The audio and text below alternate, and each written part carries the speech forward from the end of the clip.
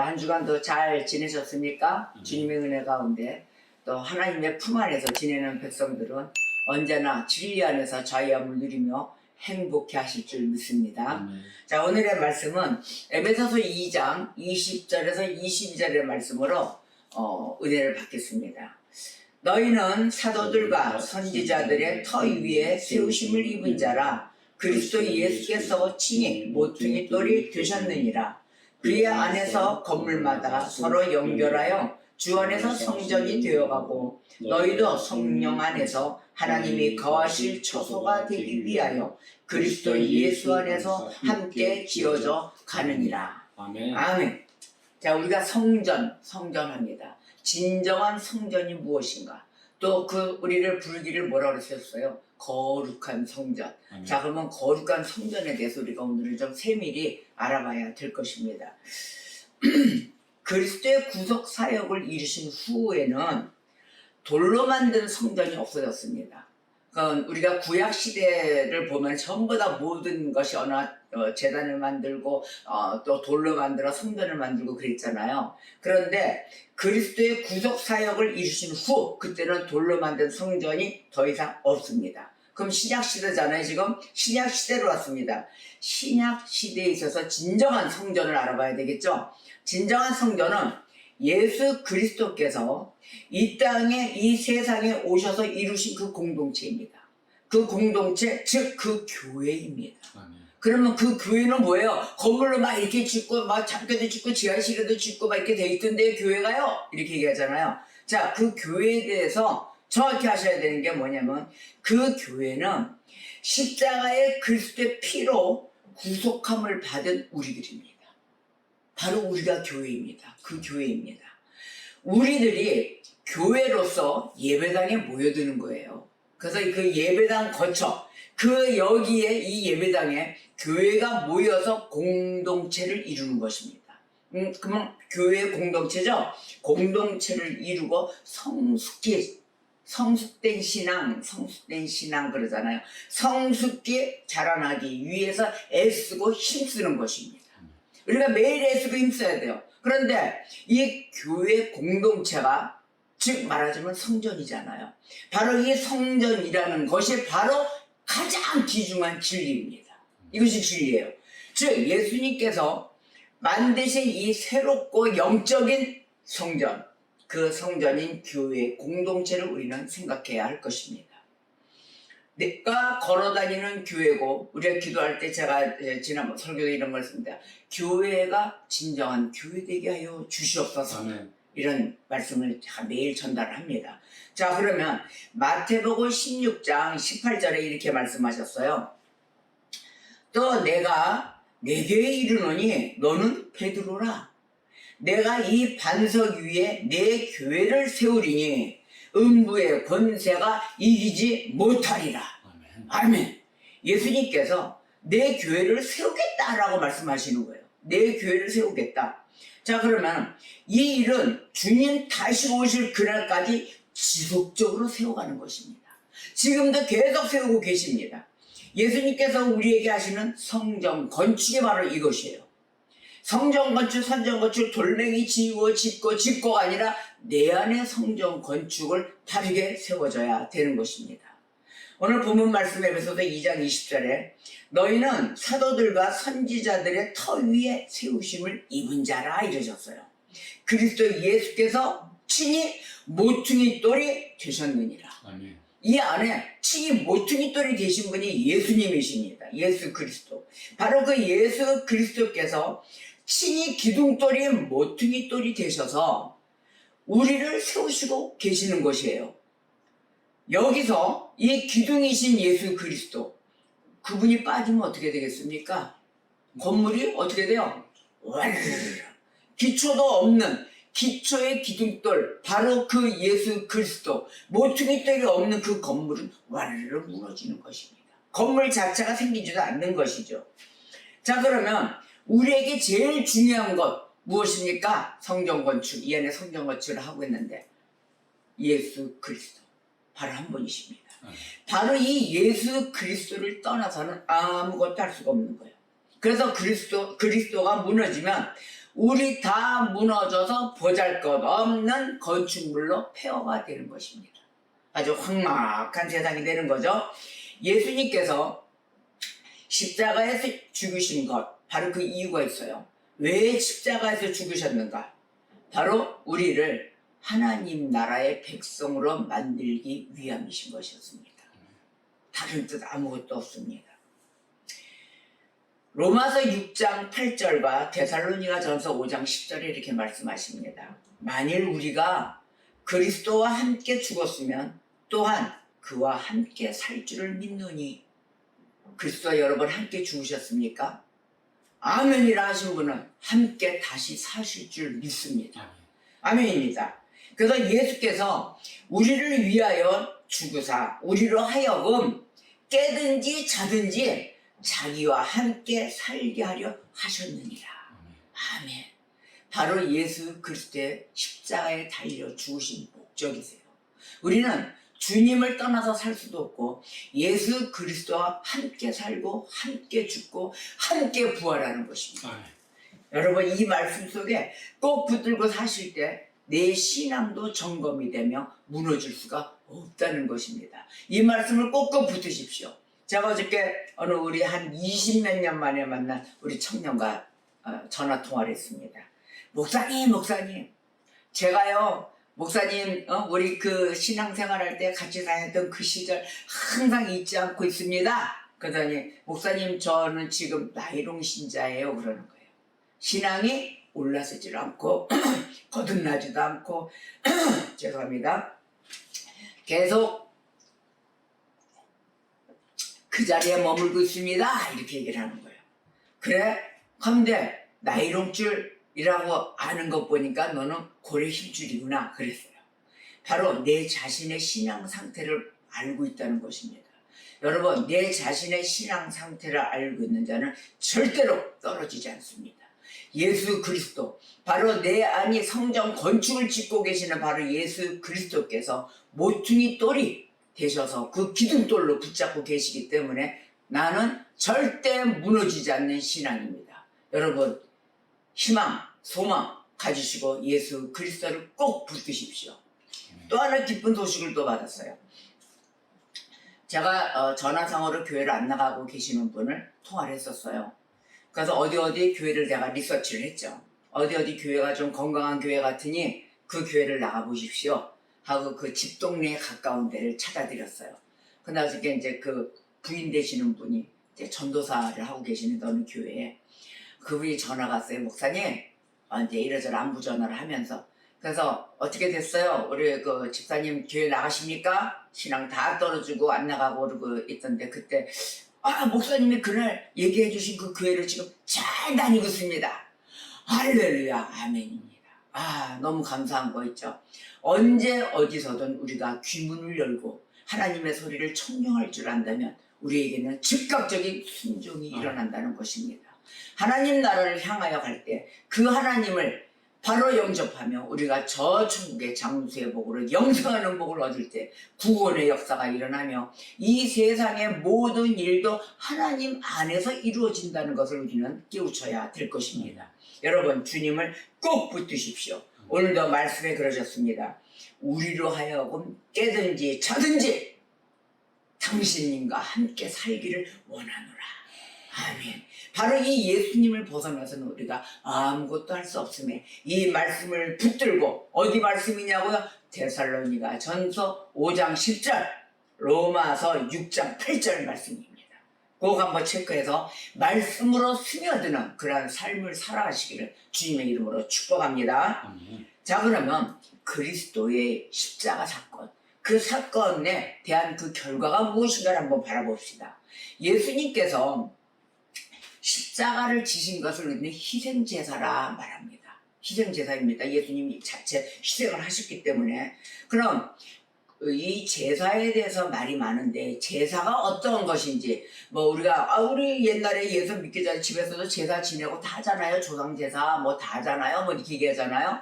자, 그러한 것을 예수님이 십자가를 지신 것을 희생제사라고 우리가 말을 하는데 구약시대에 수많은 희생제사를 드렸습니다. 구약시대 때는. 그러나 이것은 구약 성도들 입장에서 지은 제사예요. 전부 다 우리가 사실상은 이게 구약 성도들이 그 입장에서 봤을 때 장차 오실 예수님, 자 장차 하나님께서 메시아를 보내신다는 것을 믿고 있었거든요. 그래서 메시아를 보내셔서 우리를 위해서 죄를 속하실 것을 바라보면서 매번 희생 제사를 드렸던 것입니다. 그 희생 제사의 완성으로서 예수 그리스도께서 자기 자신을 온전하게 드리신 거예요. 그래서 종국적인 제사를 드리시게 된 것입니다. 그렇기 때문에 이제는 어떻게 됐어요? 구약과 신약을 걸쳐서 이제는 더 이상 사람들이 제사를 드릴 이유가 없는 것입니다. 우린 제사 지내는 게 아니에요. 또 그리고 이것으로 제가 질문을 받은 적이 있어서 이제 이 말씀을 정확히 전달하는데, 구약 시대 지낸 제사를 지금 우리가 신약에서 제사 지내는 거 아니냐? 무엇으로? 예배로. 이렇게 얘기를 하길래 제가 이것을 오늘 정확하게 분석을 해드립니다. 예배는 제사가 아닙니다. 자, 제사를 드릴 필요가 없다라고 얘기를 했는데 그 안에서 제사를 드릴 성전도 없는 거예요. 자, 잘 들으세요. 이제부터 말씀이 중요합니다. 더 이상 사람들이 예수 그리스도가 십자가에 달려서 희생 제사를 단번에 드리심으로 인하여 이제는 제사를 드릴 필요가 없고 그 안에서 제사를 드릴 성전도 필요 없게 된 것입니다. 예수님께서 십자가에서 제사를 완결 지으셨습니다. 그렇기 때문에 우리는 더 이상 제사를 드릴 필요가 없게 되었다는 말인 거예요. 그럼 나중에 천년왕국 가서는 어떻게 됩니까? 천년왕국에서도 더 이상 제사를 드릴 필요가 없는 것입니다. 하나님의 나라가 온전히 임하여 왔을 때는 더합니다. 주님 오실 그 날은 더합니다. 예수 그리스도께서 단번에 하나님 앞에 거룩한 제사를 드리셨잖아요. 그렇기 때문에 그 자신, 예수님 자신이 제사장이세요. 그리고 예수님 자신이 제물이세요. 그 제물을 삼았기 때문에 그 삼아서 예수님 자신을 온전히 드리신 것입니다. 그러하기에 이 세상에는 더 이상 제사가 필요 없게 된 것입니다. 따라서 이 세상에는 이제 더 이상 제단도 있지 않습니다. 옛날에는 구약에 보면 돌제단 막 만들었잖아요. 자기가 요바에 갔을 때 그 아브라함이 지냈던 이삭을 제물로 바치면서 드렸던 그 제단이 다 이렇게 기념으로 바위로 돼 있습니다. 자, 그러듯이 그러한 제단이 없어졌다는 거예요. 내가 돌로 반석 위에 놓아서 이것이 제단이다, 돌로 쌓아서 우리가 여기서 예배합시다, 이런 제단이 없어졌다는 것입니다. 이것이 예수 그리스도께서 오시기 전, 그 전과 오신 이후의 차이점의 하나입니다. 구약시대는 제사를 지내고 신약시대는 제단과 모든 제사 이런 게 없어졌다는 것이에요. 그래서 예수 그리스도께서 단번에 제사를 드리셨다. 바로 이러한 것이 분명하다면, 우리가 분명하게 믿는다면 그 다음에는 이 세상에 제단이 있어서는 안 되는 것이에요.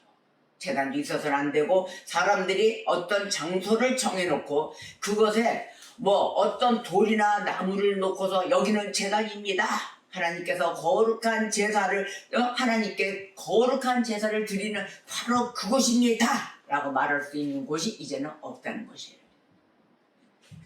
예를 들어서 우리가 기도할 때 이렇게 얘기하잖아요. 가끔가다 주의 제단 앞에 모여서 우리가 이렇게 예배합니다, 이런 얘기를 하잖아요. 이거는 은유적인 비유의 표현이에요. 이런 것은 괜찮아요. 괜찮은데 무엇을 얘기하냐면 이곳이다, 현장을 얘기하는 거 있잖아요. 이러한 것이 없다라는 것입니다. 우리가 은유적인 표현, 내 마음의 제단이요, 내 마음의 성전이요, 바로 이러한 것을 표현을 우리가 다 할 수 있지만 어떤 장소적인 데 갔을 때 이곳이다 라는 것은 없다는 것입니다. 그러면 예루살렘에 예수님이 계십니까? 아닙니다. 이제는 그 어떤 장소가 뭐 성기순례 이런데, 성기순례 그 단어 자체가 잘못됐다고 그랬잖아요. 성경 속에 나오는 역사지입니다. 우리가 그렇게 표현을 해야 바른 표현이 돼요. 성지는 아닙니다. 우리가 그러한 것에 익숙치 않아 가지고 계속 쓰던 말을 계속 쓰는데 그냥 편하게 쓴다 하지만 이제는 조금 우리가 바르게 고쳐서 사용할 때가 됐습니다. 오래됐죠. 많은 강조를 하는데 잘 안 되죠. 자, 그러면은 사실은 여기 모인 이곳이 바로 하나님께 드리는 바로 제단입니다 라는 것은 아닌데, 이제는 더 이상 이 세상에 어떤 곳에서도 제단이 없다라는 것을 이제는 아셨죠. 그러면 제단이 한 곳 있어요. 제단이 다 없으면 우리는 어디 가서 하나님께 거룩하고 막 이런 마음을 자세를 갖고 뭐 이럴까요? 근데 그 제단이 한 곳이 있다면 그것은 어디냐면 바로 예수 그리스도의 십자가입니다. 우리의 제단은 예수 그리스도의 십자가 단 한 곳뿐이 없습니다. 바로 그 십자가 앞에 내가 십자가의 그 안을 안고서 우리가 매일을 가며 매일을 예배하며 매일을 주님께 마음을 드리며 가야 된다는 것이에요. 그 전에 예수님께서 이 땅에 오시기 전에는 이 땅에 제단이 있었어요. 구약시대에 있었잖아요. 그래서 제단을 쌓는다 이런 말을 했어요. 구약에 보면은 제단을 쌓아서 하나님께 제사를 드렸었습니다.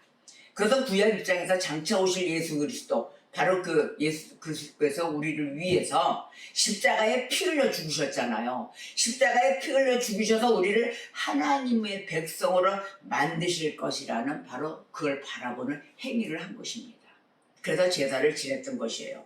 그러나 이제는 우리가 말을 할 때도 아주 주의해야 합니다. 이제는 완전히 주의해야 되겠죠. 십자가 사건 이후에는 어떻다? 이 땅 어디엔가는 제단이 있다고 생각해서는 안 되는 것입니다. 제단이 없습니다. 그리고 우리가 예배드리는 이 행위 자체가 제사가 아니에요. 그래서 예배 이런 말을 해서 제가 이걸 강조해서 드리는데, 지금 신약에 우리가 지금 현재 있어서 성경이 완성되고 예배드리는 게 제사 아니겠습니까? 제사 행위 절대 아닙니다. 이 예배는 예수님의 십자가 이전인 그 구약 시대는 제사장이 필요했었어요.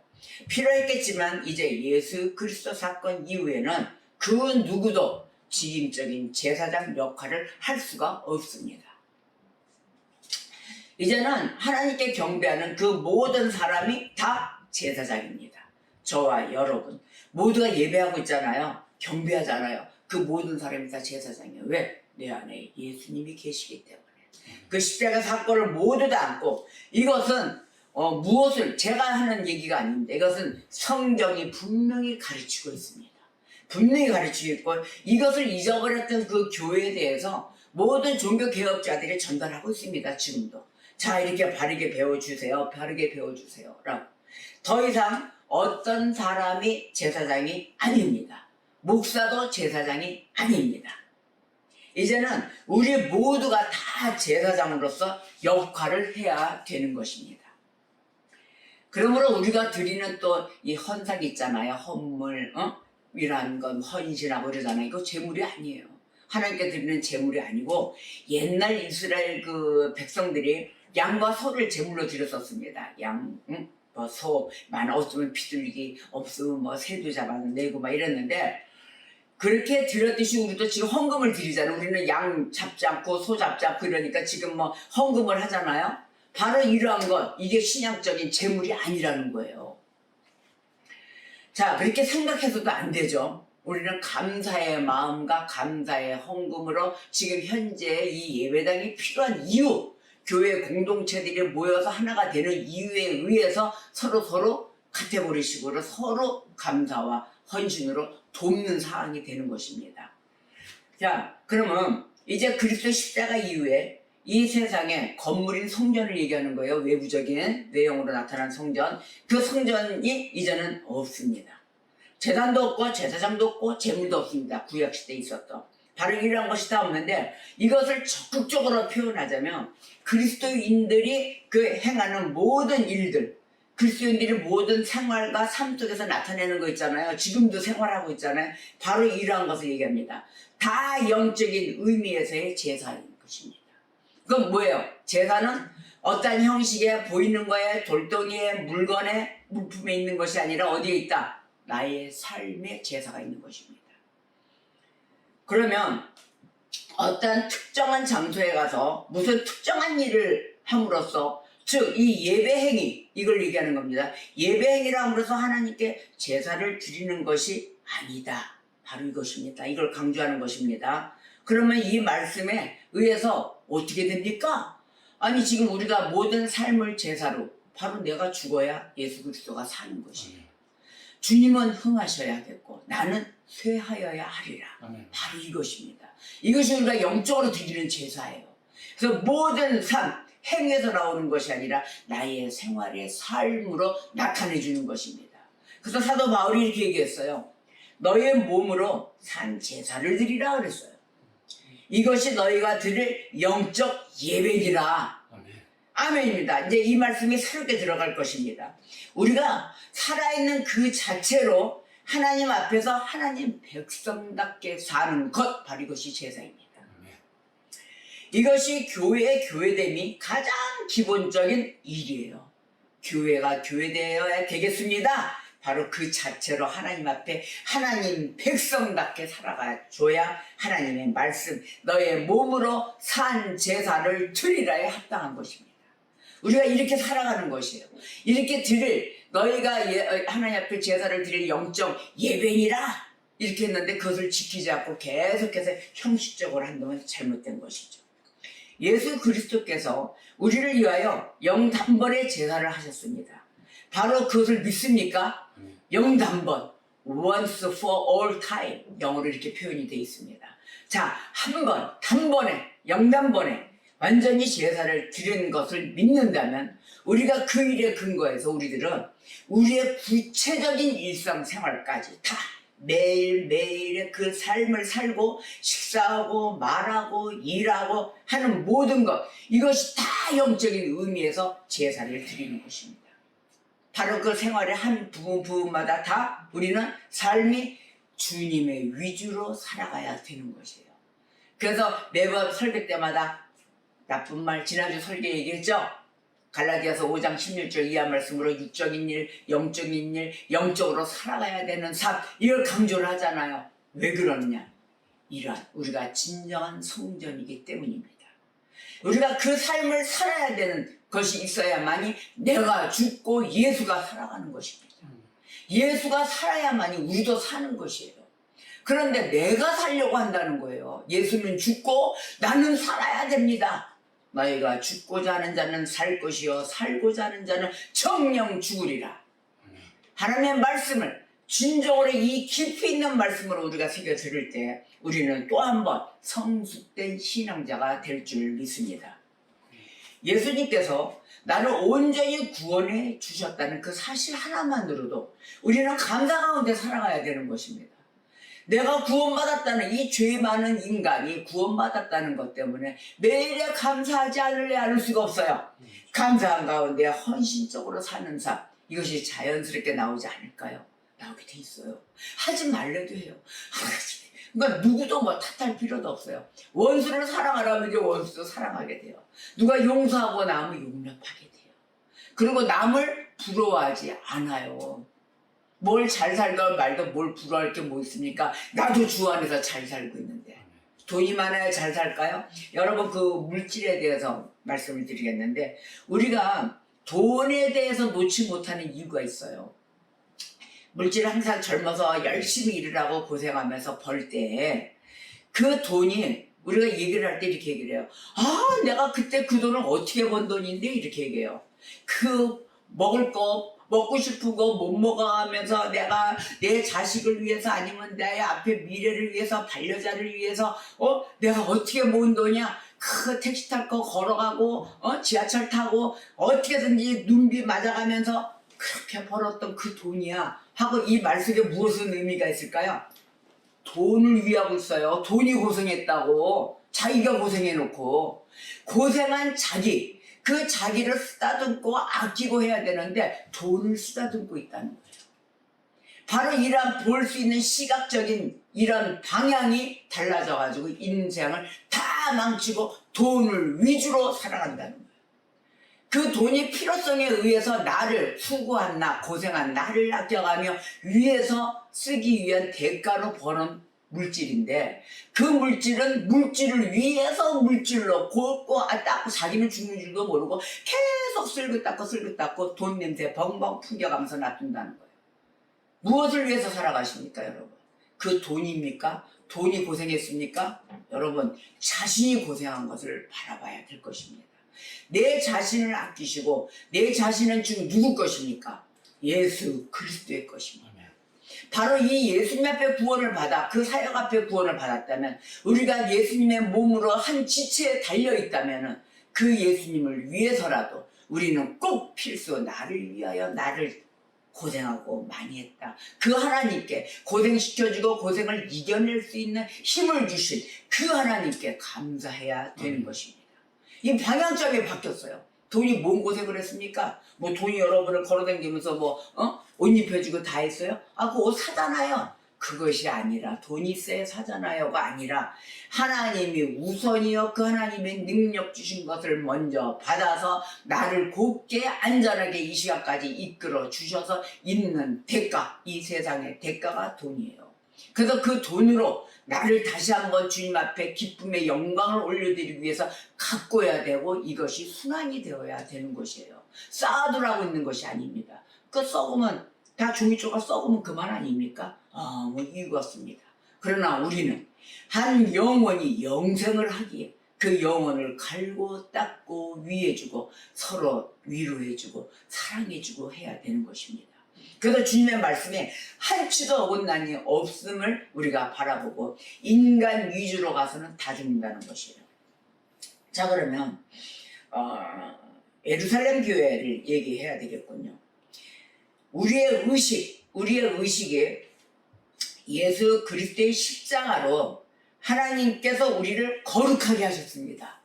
아멘입니까? 바로 이러한 의식이 우리에게 있다면 우리가 주의 거룩한 백성이 된 것이고 또 주의 거룩한 성전이 된 것입니다.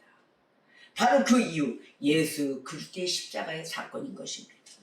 하나님께서 우리를 거룩하게 하시기 위함에 이러한 의식과 유념을 갖고 있다면 우리는 더 이상의 이 세상과 파묻히지 않고 바라보는 것이 주님의 말씀을 청종해가며 감사하며 살아가야 할 것입니다. 당시 예루살렘 교회를 바라보겠습니다. 예루살렘 교회는 건물이 없는 교회였어요. 그거 아십니까? 예루살렘 교회 우리가 크게 보았을 때 어땠을까? 그 당시에는 건물이 없는 교회였는데, 다른 지역에서 예수 믿는 사람들이 생겼을 때도 그 지역에서도 우리 생각에는 예배당에 다 모일까 했는데, 그 지역에서도 우리가 생각하는 예배당이 없었어요. 없었고, 예수 믿는 사람들이 주일이 되면은 누군가의 집에서 모였습니다. 누군가의 집에, 초대교회처럼 누군가의 집에서 다 모이고 있었어요. 그래서 그게 바로 가정집이에요. 가정집에 모이고 있었던 모임을 바울은 그 교회라고 인정한 것이에요. 사도 바울이. 그래서 우리는 이것을 아주 신중하게 생각해야 돼요. 지금 보십시오. 코로나 이후로 코로나 사건 터지면서 다 교회 예배당에서 모여지는 이것이 다 못 모이게 되고 다 어디로 갔습니까? 가정교회로 다 들어갔잖아요. 그 가정교회에 들어간 것을 창피하거나 교회가 없어 이렇게 생각하시면 안 돼요. 원래가 가정집에서 다 모이기 시작한 것이 교회의 시초인 것입니다. 자, 그러면 우리의 개념을 가지고서 어떻게 생각하느냐? 예배당 건물이 있는 곳을 교회라고 생각했어요. 지금도 그래요. 우리 부모님들 그렇고 예배당 자체가 다 건물로 만들어지고 막 이래야만이 교회라고 인정을 합니다. 자, 그러면은 예배당 건물이 있는 곳이 교회라고 생각하고 그렇지 않으면 이상하게 생각을 하고 있는데, 그렇게 돼서는 안 되겠죠. 오늘 예배에서 교회를 바라보았을 때 오히려 한 공동체가 세워진 것을 바울은 그것이 한 건물이라고 말했습니다. 공동체가 세워진 것이 영적인 눈으로 본 것이죠. 여기 에베소라고 하는 그 지역에 교회가 세워졌습니다. 그러면 에베소 교회는 바울이 전도해서 세워진 교회예요. 그것이 예루살렘에 있는 그 교회와 에베소에 있는 교회와 또 이러한 전도를 가능하게 했던 아주 중요한 그 교회, 바로 그 교회인 안디옥에 있는 교회였습니다. 그래서 그걸 안디옥 교회라고 하죠. 다 하나 되어서 주 안에서 성전이 되는 것이에요. 우리 모두가 교회가 되어서 예배당 안에 모여서 공동체가 되었잖아요. 바로 이러한 것이 다 하나 되는 역사인 것입니다. 어느 나라가 되었던, 어느 나라에 있어서 각 교회들이 걸어서 예배당 안에 모였을 때 우리는 영적으로도 떨어져 있어도 다 한 곳에 하나의 성전인 것입니다. 예수님께서 이 세상에서 이루신 그 모든 목적을 이루셨을 때부터 예수님께서 재림에 오실 때까지, 그때부터 오실 때까지 이루실 그 모든 교회, 그것이 성전이라고 말하고 있는 것입니다. 세계 어느 각국에 가도 떨어져 있어도 저와 여러분은 성전인 것입니다. 우리는 이미 주 앞에서 이제는 말씀과 의해서 성전인 것입니다. 여러분 성전인 것을 믿습니까? 아멘입니다. 우리의 부족한 점을 찾아내어서 어떻게 하면 과연 주의 공동체다운 그 공동체가 될 것인가, 이것을 이제는 고심해야 하는 것입니다. 신중하게 움직이셔야 돼요. 하나님께 영광을 올려드리는 성도로서의 자세인 것입니다. 바울은 오늘 본문 말씀 에베소서 2장 22절에 너희는 성령 안에서 하나님의 거하실 처소가 되기 위하여 주 안에서 함께 지어져 가느니라. 아멘. 이렇게 에베소 교회의 말씀을 전했습니다. 우리는 하나님의 이 거하실 처소가 되기 위하여 주 안에서 함께 지어져 가야 되는 것입니다. 그래서 두세 사람이 모인 곳에 우리 주 성령 하나님이 함께 하시느니라. 아멘입니다. 이 성전의 성숙된 자라남, 그 신앙, 그 관리, 우리가 구체적인 그 실상을 바라볼 때 각자 한 사람 한 사람, 그 한 사람이 주님께서 우리를 부르신 의식에 충실해야 돼요. 나를 왜 부르셨을까? 나를 어느 파티에, 어느 한 곳에 은사를 주셔서 또한 은혜를 주셔서 사용하시려고 부르셨을까? 라는 그러한 일로, 사는 일로만 성전이 자라날 수가 있는 것입니다. 성숙된 신앙자가 된다는 것입니다. 바로 그것이. 열심을 다해야 되겠죠. 우리가 애쓰고 힘써야 되겠죠. 한치도 놓치지 마세요. 어떠한 곳에서 이제는 신앙생활에 많은 이제 횟수가 또 흘러서 많은 말씀의 꼴을 여러분도 많이 들으셨습니다. 영양분이 들어가신 그런 성도라면은 이제는 하나하나 세심을 우리가 갖춰야 될 것입니다. 그래서 우리 각 사람이 책임감을 가져야 돼요. 하나님 말씀 아래 내가 살아야 되는 것이 어떠한 말씀으로 내일의 말씀을 놓치지 말고 내일의 기도를 놓쳐서는 아니 되는 것입니다. 우리가 기도할 때 하나님은 일하십니다. 일하는 것이 이루어졌을 때 우리가 어느 한 곳에 오늘은 좀 쉬고, 저도 그럴 때가 많아요. 오늘은 좀 쉬고 마음속에 생각을 하고 있으니까 하나님 오늘 어떻게 해주세요. 근데 이제 그런 기도 시간을 게으름을 필 때가 있어요. 그러나 기도를 해야 된다는 의식은 다 갖고 있죠. 근데 우리가 행함이, 몸이, 육신이 무거워서 행해지질 않는다는 거예요. 그러나 그거를 빨리 박차고, 저도 그럴 것입니다. 하나님 일해 주십시오. 하나님 역사하여 주시옵소서. 라고 매일을 일하여 입술을 여는 그런 성도가 되셔야 될 것입니다. 우리가 예수 그리스도를 믿으면 당연히 공동체 안에 포함된 것으로서 하나의 성전으로서의 서로 기도하며 주님을 온전히 붙드는 자들이 되어야 되며, 또한 저는요 예배당에 나온 지 얼마 안 됐어요. 이제 초신자예요. 뭐 이렇게 얘기하잖아요. 그러한 자도 나온 지 얼마 안 되었어도 책임이 없는 게 아닙니다. 우리는 발걸음 닿아서 교회 예배당에 나올 때 내 발걸음으로 온 것이 아니다 그러잖아요. 성령님의 이끄심 받아 하나님의 허락을 받아 예배당에 발걸음을 드린 것입니다. 그렇기 때문에 여러분 이제 나와서도 너나 할 것 없이 다 책임이 있는 것입니다. 애쓰고 힘써서 주님을 만나는 일에 게을러서는 아니 될 것입니다. 우리가 공동체를 세워가는 방법이 있어요. 첫째는 제일 먼저 우선이에요. 다른 것도 첫째, 둘째, 셋째도 없어요. 그냥 오직 첫째, 오직 이거 하나. 무엇일까요? 공동체를 세워가는 방법. 바로 가르침을 받아야 된다는 거예요. 가르침을 받지 않고서는 될 수가 없습니다. 가르침을 받아서 성경의 원리, 우리가 잘 가르침을 받는 일, 그걸 성실함으로 감당을 한다면 우리가 하나님을 아는 지식에 의해서 모든 것을 적용해가며 지혜와 계시의 영으로 살아가게 될 것입니다. 그렇게 된다면 우리 교회의 공동체가 바르게 세워질 수 있는 지름길인 것이에요. 이것을 꼭 놓쳐서는 아니 되는 것입니다. 하나님의 말씀을 공부하고 하나님을 아는 지식에 게을러서는 아니 되고, 또 그 말씀에 따라서 우리 삶에 적응하며 살아가는 그러한 행함이 있는 믿음자, 믿음의 소유자, 믿음이 있다면 행할 수 있는 자, 바로 이런 자들이 되어야 되는 것이에요. 이러한 시간들을 아주 아끼며 사용해야 되며 우리가 모든 것을 하나님께 영광 올려드리는 일에 존중하며 경배하는 자로 살아가야 될 것입니다. 주님께서 이런 시간들을 우리에게 허락해 주셨습니다. 허락해 주셨다면 우리가 하나님의 말씀의 뜻을 생각할 수 있는 시간을 얻게 된 것입니다. 이 시간을 아껴 써야 되겠죠. 그리고 감사해야 되겠죠. 우리의 지금 현재 이 시간은 아주 귀한 시간입니다. 진리의 시간입니다. 저희 집에는 진리의 방이 있습니다. 바로 그것에 하나님 말씀이 가득 채워져가지고 그것에서 말씀 읽으며 공부하며 감사하며 지내고 있습니다. 여러분, 내 안에도 주 예수 그리스도 그 앞에 주님 앞에 나오는 곳에 게으른 자가 아닌 부지런한 자가 되시기를 주님의 이름으로 축복합니다. 기도하시겠습니다.